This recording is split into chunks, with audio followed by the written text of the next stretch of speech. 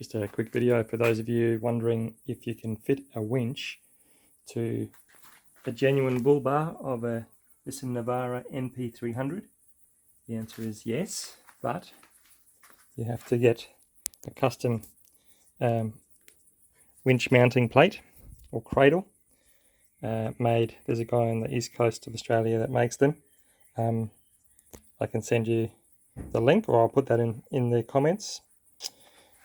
I've managed to fit a Runva winch on here, and I've mounted the control box onto the actual, there's a bit of metal that runs down where this bonnet lever opener is. So I've just put I've used the plates, the mounting plates. There's two of them that come with the Runva. I used one just as a backing plate, and then the other one, it's like a V-shaped plate. I've used that one to mount the control box like that, which I think works really well, because when the grill is back on,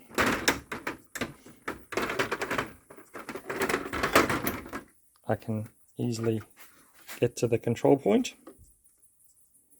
which is here, and plug that in for the remote control. It's for the remote control, the wired one. Also, I can reach down in there and adjust the clutch on and off.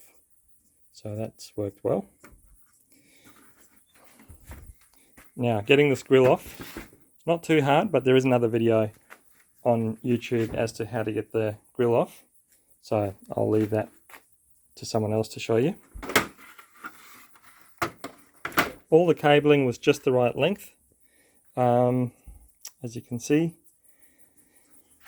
my only few things you'll need to think about. One, you'll need to remove these mounting brackets that just hold the grill in place. So they're just two bolts down the bottom here.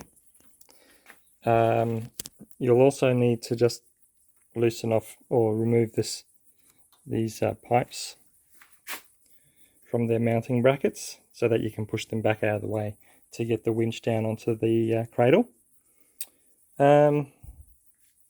What else? Put your earth cable, this black one here, put that on first before you put the others. Can wait, but put that one on before you bolt it to the winch cradle, because it's underneath and it's a bit awkward to get to.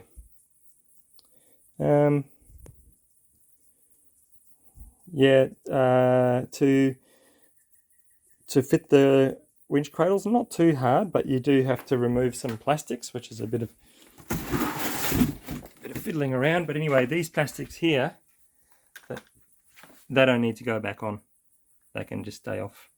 There's two pieces. There's a piece like that.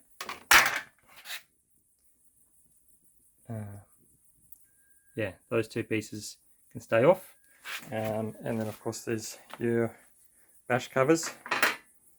They'll go back on in a minute. So there's a Runva 11XP. Fits well.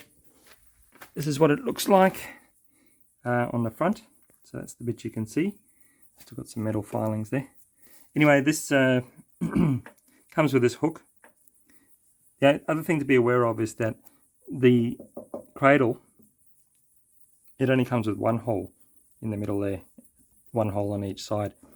But this Runva, what are these things called? Whatever they're called, fair leads, they come with two holes. So you might want to just let the guy know that makes them and give him the measurements to drill two holes each side. Save you drilling through this really thick steel.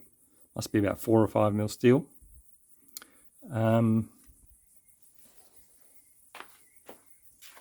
Wiring up through here, I just cut out a bit of the plastic there to allow some room, and then just ran along here. I'll get some black conduit for this. Ran it around like that. I couldn't find anywhere to mount this solenoid, the on-off switch. In the end, I just used the battery bracket bolt to just mount it on one hole, and that seems to hold it quite firmly. It's quite good. And then the strap from the switch to the positive terminal is quite short, so that's another reason why it's a good spot. Now, you may find this, if you've got a few accessories, this bolt here that you would bolt your accessories onto gets too crowded, so you may need a whole new battery terminal, to make it fit.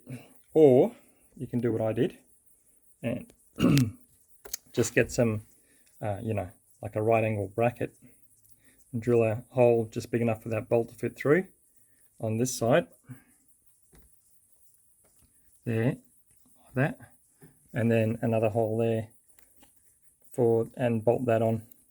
That's nice and solid. That's a good connection there. So that's how I've done that.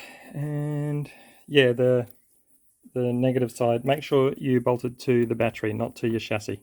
That's what the instructions say. You must bolt it to your battery. So I put it straight onto that terminal. There was enough room on there just. So there is a red key. Let me just grab that. That's the remote control. You have to press and hold that for it to come on. There you go. And this is your switch. Goes in there.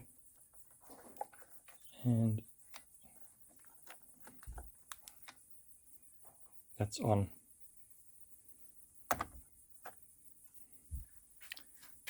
And that's about all I can tell you. So yes, it is possible, and yes, it is very solid, because it does bolt into the chassis, sort of there, and also does bolt onto the actual bumper. There's a bolt there. You need to supply your own bolts, but there's a bolt there, a bolt this side, and actually this bumper is surprisingly solid. Behind there's quite a lot of sort of ribbing and reinforcing that makes it quite a solid bumper, so I'm fairly confident that'll not cause this bumper any problems. I'll just show you underneath quick. You can see how sort of thick that plate is there, and that's where it bolts into, just under there. So the access is quite easy under here.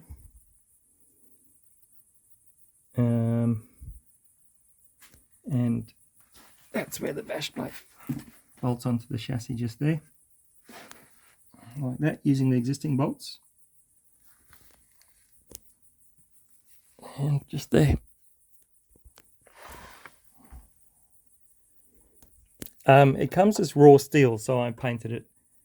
Probably better to use, I didn't use steel primer, but that's probably a good idea, because you can see the paint starting to scrape off a bit easily. I just used the remote. I'm not going to probably use the wired one, but I did read that if the wireless solenoid in there is not waterproof, it's water resistant, and if it does short, it can activate the winch. So you have to keep this, don't submerge it. If you do, apparently you can disconnect the wireless receiver in there, so that there's no risk of shorting, and you just have to use your actual wired controller, which is just a pin like that. Plugs in there. All right. Another tip for you, nothing to do with the winch, but that's the best oil to use for these cars, in my opinion. It's what the dealer uses, and it's MST C3 Valvoline 5W30. I'll just show you what else the winch comes with quickly. I was left over with quite a few bolts there. No idea what they're for, but don't seem to be needed.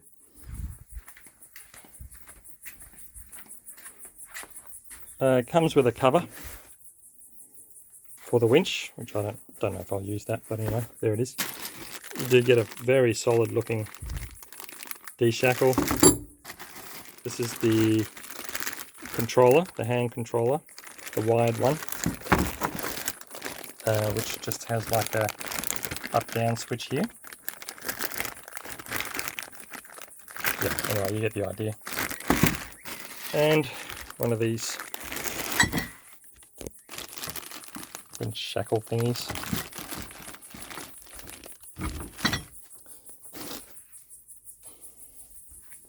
That's it.